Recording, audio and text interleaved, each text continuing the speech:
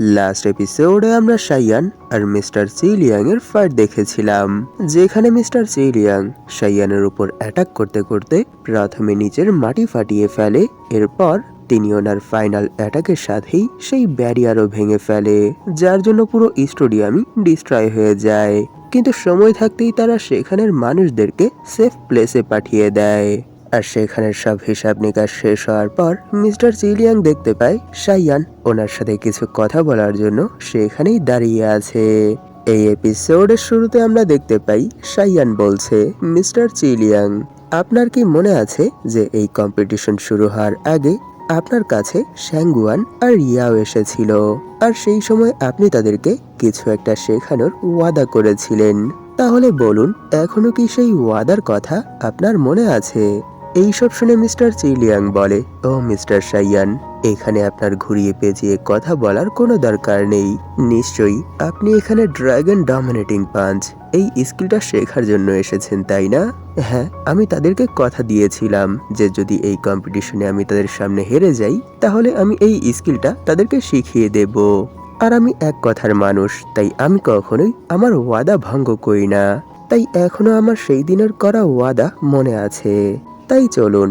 তখনই সিন এর 3 ঘন্টা পর মিস্টার চিলিয়াং এর ভিলার উপর শিফট হয়, যেখানে তিনি এক সাইডে হেলান দিয়ে দাঁড়িয়ে বলছিল, মিস্টার শাইয়ান, আপনি কি জানেন যে আমাদের এই স্কিল ড্রাগন ডমিনেটিং পাঞ্চ এটা শেখার জন্য সব থেকে ইম্পর্টেন্ট বিষয়গুলো হলো ডিউরেবিলিটি, স্পিড, অ্যাকুরেসি এবং সঠিক টাইমিং। আর এখানে আপনার অ্যাবিলিটিগুলো দেখে আমার মনে হচ্ছে যে আপনার ভেতর প্রায় এই সব কিছুরই কিছু কিছু করে গুণ আছে। আর আপনার ফাউন্ডেশন দেখে তো আমার মনে হচ্ছে যে আপনি খুব সহজেই এই স্কিলটাকে মাস্টার করতে পারবেন।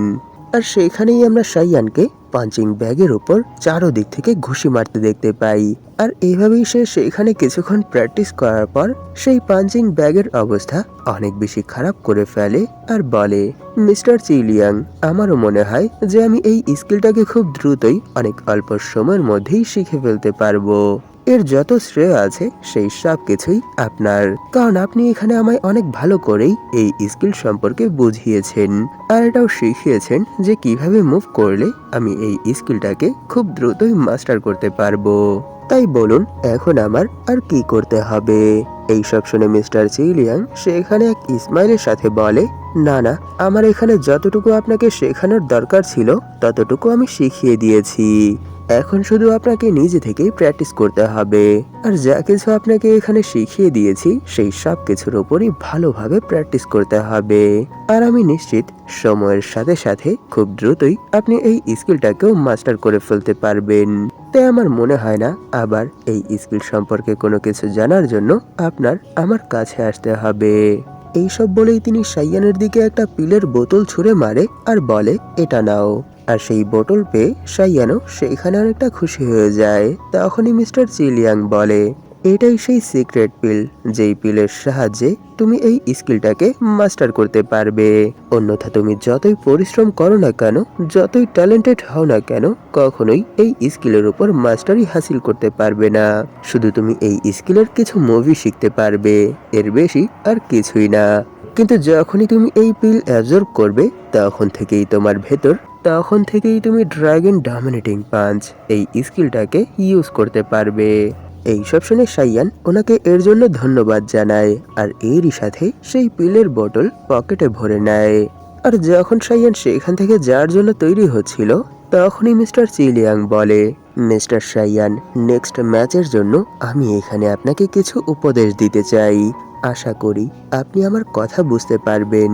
এইসব শুনে শাইয়ানও সেখানে একটু শক হয়ে যায়। তখনই তিনি সেখানে অনেকটা সিরিয়াস হয়ে বলে, টুর্নামেন্টের ফাইনাল রাউন্ডে আপনার বিরুদ্ধে মাইটি মার্শাল আর্ট সোসাইটির মেম্বারদের লড়াই হবে।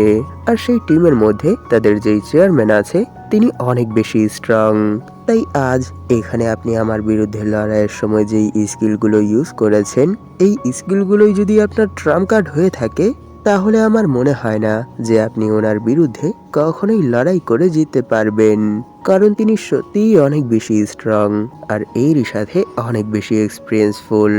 এইসব শুনে শাইয়ানো সেখানে এক ক্রেপি স্মাইলের সাথে বলে, কেন মিস্টার জিলিয়াং, আপনার কি আমার উপর বিশ্বাস নেই?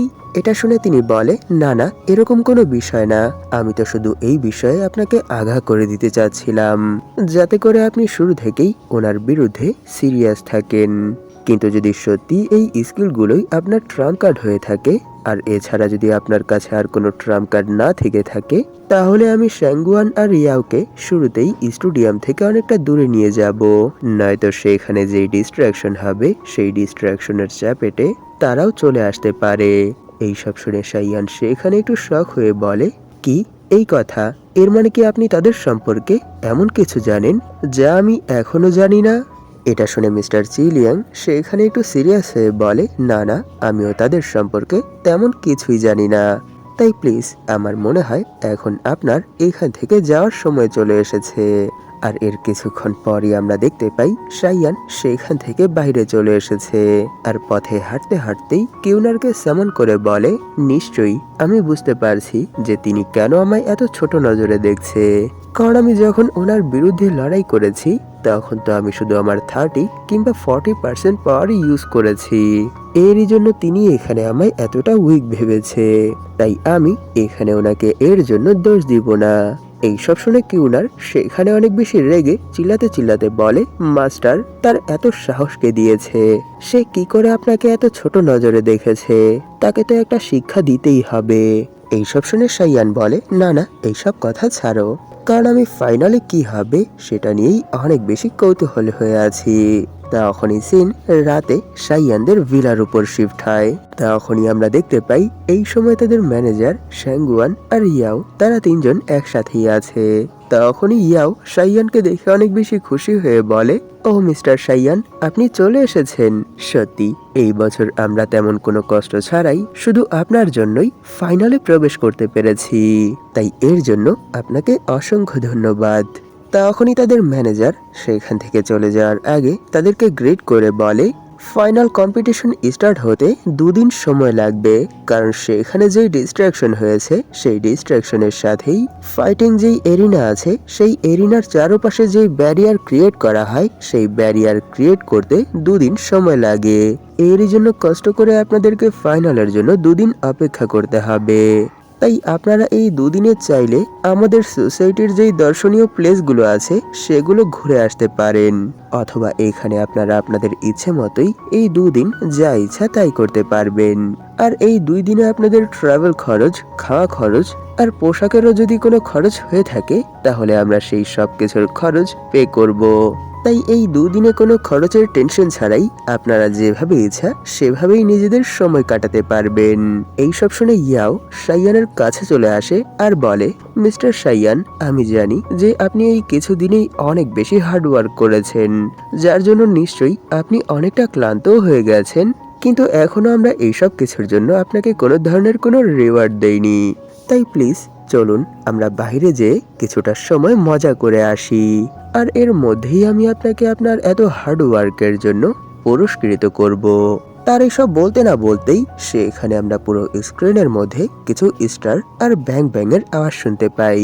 আর এর পরের মোমেন্টই আমরা দেখতে পাই শ্যাঙ্গুয়ান তার মাথায় এক ঘুষি মেরে আলু বানিয়ে দিয়েছে, যার জন্য সে সেখানে বসে কাঁদছে।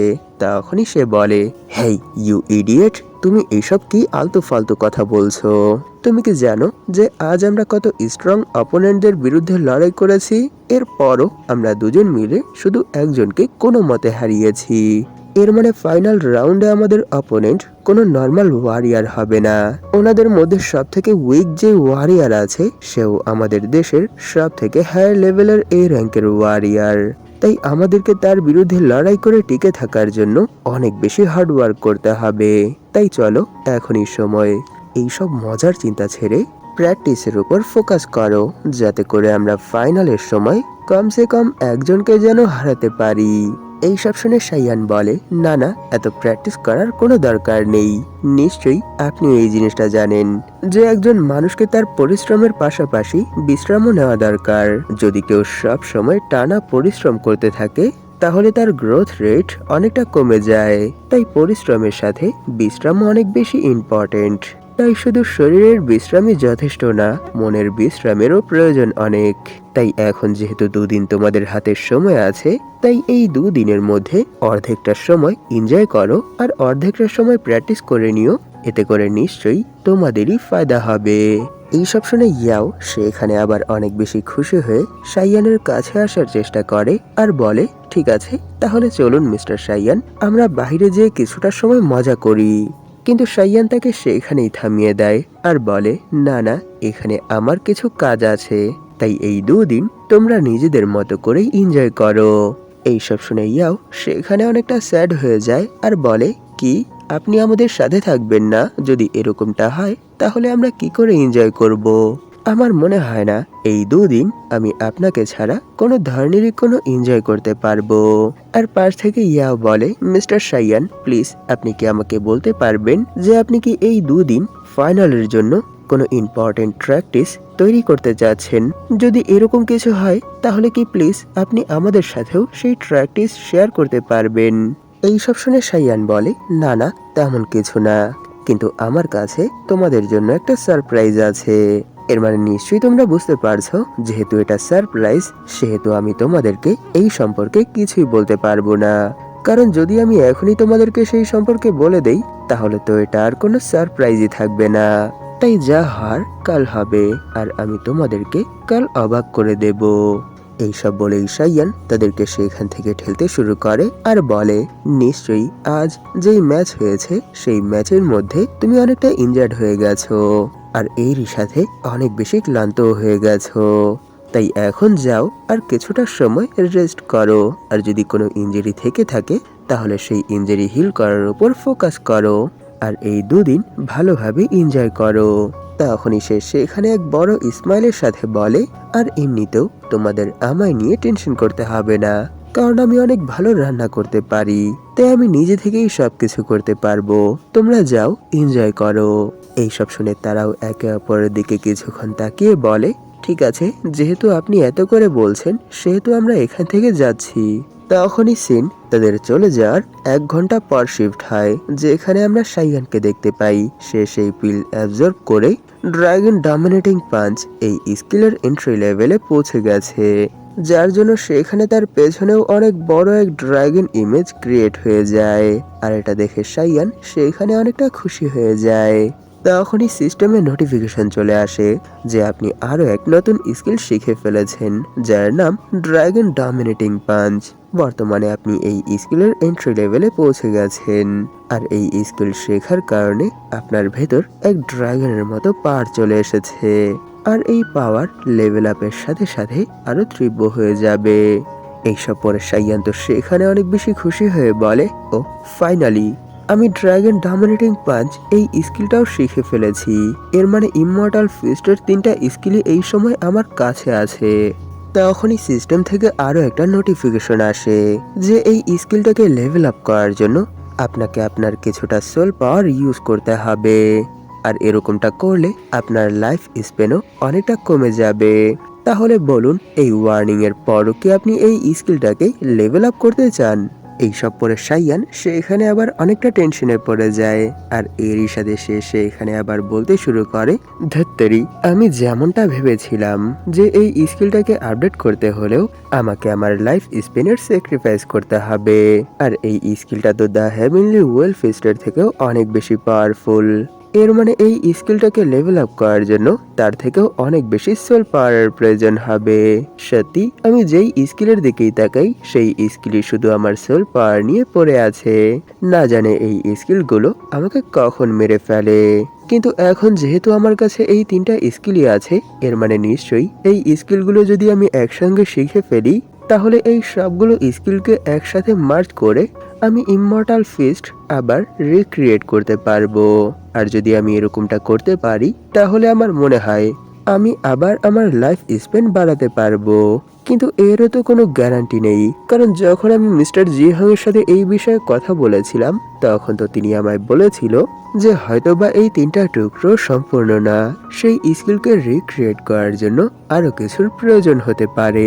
তাই আমি জানি না যে এই 3টা স্কিলে যদি আমি একসাথেই মাস্টার করে ফেলি আর এরপর যদি এই সব কিছুকে মার্জ করার চেষ্টা করি, তখন কি এই স্কিলগুলো মার্জ হবে কি হবে না? যদি না হয় তাহলে তো আমি অনেক বড় ফাঁসা ফেসে যাব। কিন্তু কোনো সমস্যা নেই, যেহেতু এখন আমার কাছে এই 3টা স্কিলই চলে এসেছে, সেহেতু আমাকে এই ফাইনাল টুর্নামেন্টের জন্য অপেক্ষা করতে হবে। আর যখনই টুর্নামেন্ট শেষ হবে, তখন আমি মিস্টার জি হাংয়ের ভিলায় যাব, আর সেখানে যাওয়ার পর সরাসরি ইমমর্টাল ফিস্টের বই খোঁজার চেষ্টা করব। নিশ্চয়ই সেখানে যাওয়ার পরই আমি এই সম্পর্কে আরো ভালোভাবে জানতে পারবো। তাই আমার মনে হয় এখন আমায় এইসব বিষয়ে ভেবে শুধুই মাথা ঘামানোর কোনো দরকার নেই।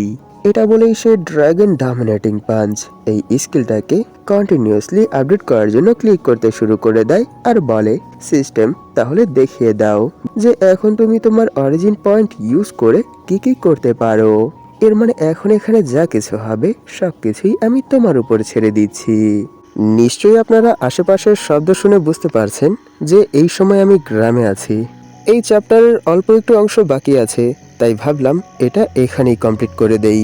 আমি বলেছিলাম যে সে তার ড্রাগন ডমিনেটিং পাঞ্চ এই স্কিলটাকেই লেভেল আপ করেছে। না, সে এই সময় dragon dominating punch, Nirvana flexible punches এবং হেভেনলি উইল ফিস্ট এই 3টা স্কিলকেই একসাথে লেভেল আপ করেছে। আর এই সময় তার সিস্টেমে এই 3টা স্কিলকে মার্জ করার জন্য নোটিফিকেশন চলে আসে যে যদি আপনি এই 3টা স্কিলকে মার্জ করতে চান তাহলে আপনাকে 900 অরিজিন পয়েন্ট ইউজ করতে হবে। তাহলে বলুন আপনি কি এরকমটা করতে চান? এটা পরে তো সাইয়ান সেখানে অনেক বেশি খুশি হয়ে যায়, আর এরই সাথে সে সেখানে পাগলের মতো স্ক্রিনে ক্লিক করতে শুরু করে দেয় আর বলে, হ্যাঁ অবশ্যই। এর মানে এটা কাজ করেছে। 3টা স্কিলকে একসাথে শেখার পর এগুলোকে আমি মার্জ করতে পারছি। সত্যি এটা তো অনেক বেশি অ্যামেজিং। আমার মনে হয় এই যাত্রায় আমার ভাগ্য আমার সাথেই আছে। তাই তোমরা দ্রুত মিশে যাও আর আমার ড্রিম স্কিল আমার কাছে চলে আসো। সে যখন পাগলের মতো স্ক্রিনে ক্লিক করতে করতে এই সব কিছু বলছিল, তখনই তার সিস্টেম উইন্ডো আবার শো হয়, যেখানে তার বর্তমান লেভেল সহ আরো কিছু ডিটেলস দেওয়া ছিল। যে এই সময় সে ইনার ট্রায়ালামের ফার্স্ট লেভেলে আছে, আর তার কাছে এই সময় 2800 সামথিং অরিজিন পয়েন্ট আছে। কিন্তু সে এখন যেই স্কিলগুলোকে মার্জ করে নতুন স্কিল ক্রিয়েট করার চেষ্টা করেছিল, সেটা এখনো পেন্ডিং এ আছে। কারণ এই স্কিলকেও এন্ট্রি লেভেলে পৌঁছানোর জন্য কোনো না কোনো পিল অথবা স্পেশাল আইটেমের প্রয়োজন হয়, যেটা এখনো সে অ্যাবজর্ব করেনি। যদিও সে সেই 3টা স্কিলকেই মার্জ করে ফেলেছে, এরপরও শুধু আপনার অ্যাবিলিটি আগের থেকে অনেকটা বেড়ে গেছে। এইসব পরে সাইয়ান সে এখানে অনেকটা শক হয়ে বলে, কি এটা কি করে হতে পারে? এখনো এই স্কিলটা অসম্পূর্ণ, আর এই স্কিলটা আমার কাছে চলে আসার পরও এখনো এটা 0 থেকে শুরু হয়নি। ও, আমি বুঝতে পেরেছি এর আসল কারণ কি।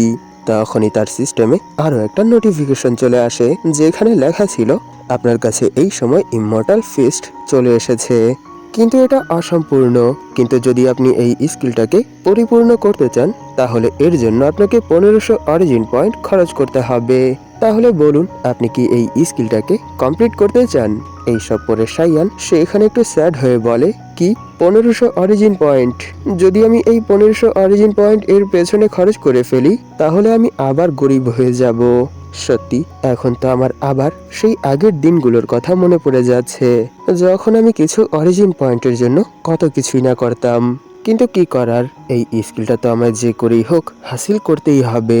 এইসব ভেবেই সে সেখানে ইয়েস বাটনে ক্লিক করে দেয়, আর এরই সাথে সিস্টেম তার 1500 অরিজিন পয়েন্ট নিয়ে তার এই অসম্পূর্ণ স্কিলটাকেও সম্পূর্ণ করে দেয়।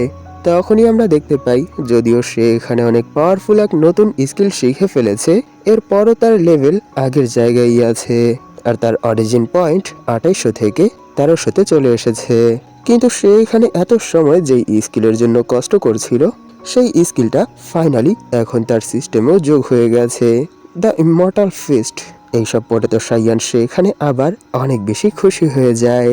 তখনই এক এক করে তার ব্রেনে সেই স্কিলের সবগুলো মুভ আর টেকনিক তার মাথায় ইনস্টল হতে শুরু করে, আর এরই সাথে স্টেপ বাই স্টেপ ধীরে ধীরে সে সবকিছুই শিখতে শুরু করে।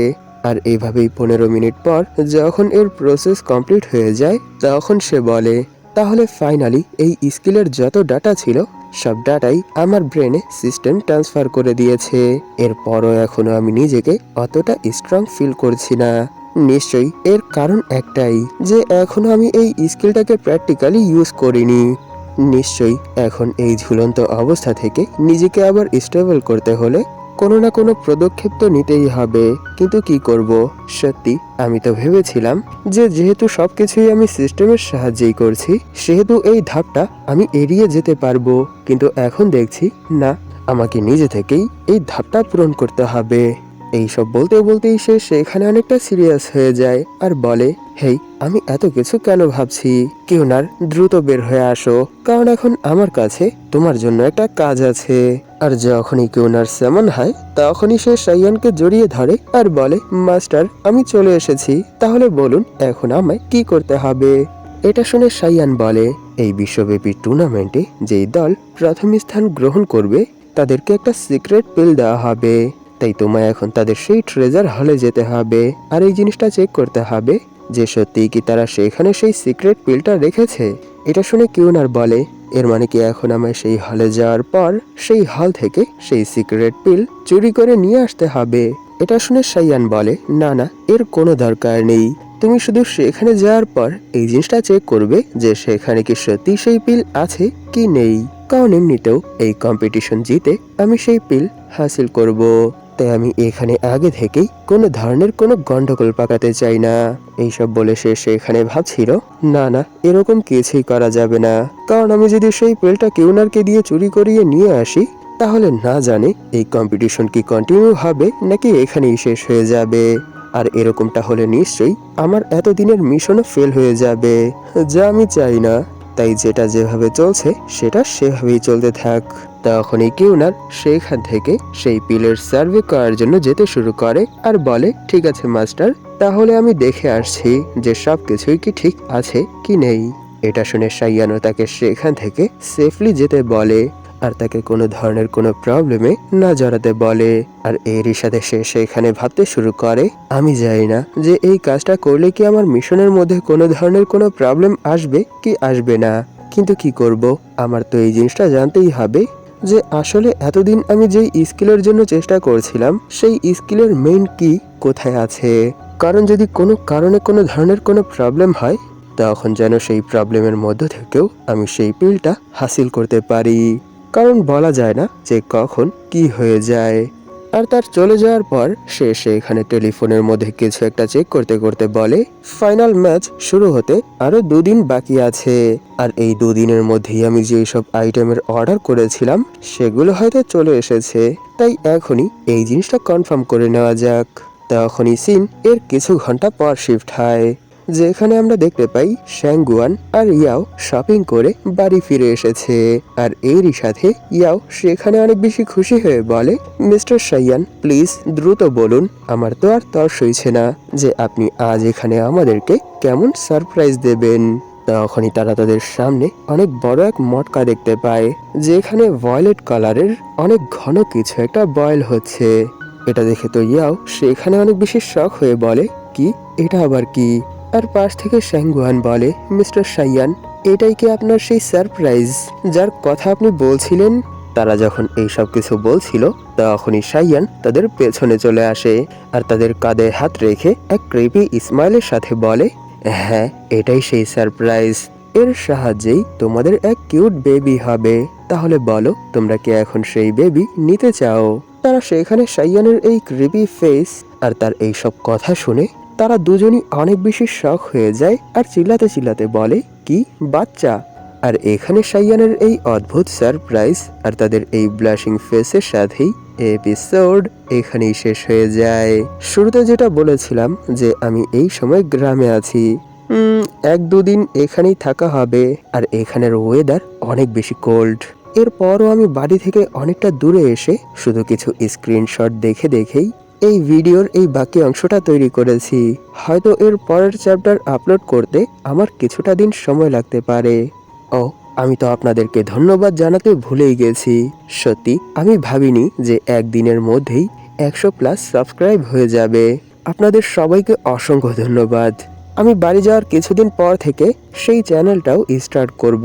তাই এখনো যারা আমার সেকেন্ড চ্যানেল সাবস্ক্রাইব করেননি তাদেরকে আবার আমন্ত্রণ জানাচ্ছি যে প্লিজ আমার সেই চ্যানেলটাকেও সাবস্ক্রাইব করে দিন।